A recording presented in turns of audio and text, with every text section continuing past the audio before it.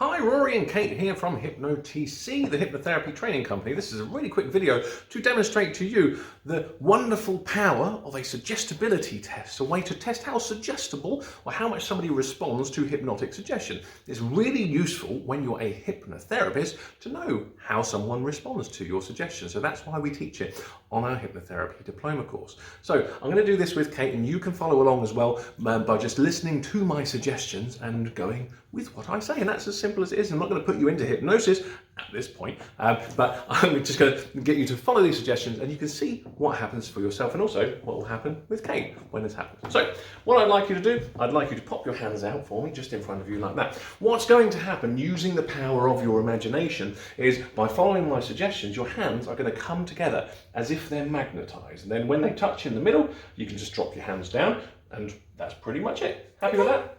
You're happy with that?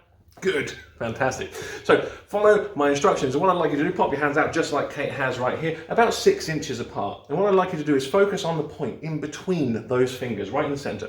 Close your eyes, and I'd like you to imagine that inside your palms are magnets, the world's strongest magnets, beginning to pull those hands together into that central point. And the more that you imagine it and connect to the idea of those magnets pulling those hands, can come closer and closer. And as I get you to continue doing that and following those suggestions, I'd like you to imagine that there's a big thick rubber band wrapped around those hands, pulling them in closer and closer. Again, when those hands touch, you can drop them down and open your eyes. It's as simple as that. And you can allow that. Kate's finished already. You can allow that to continue happening, and the more you try and resist it, the more that can just happen, and the more that they move, the faster that they begin to move. Pause where you are if you're not finished already, and feel free to open your eyes and take a look at how far your hands moved, or also how far you thought your hands moved, because sometimes that can be different as well. It's all very relevant information for us as hypnotherapists, and it's something that as hypnotherapy trainers we teach on our Hypnotherapy Diploma course. So if you'd like to learn more about that and everything else that's involved in becoming a hypnotherapist and helping people with hypnosis,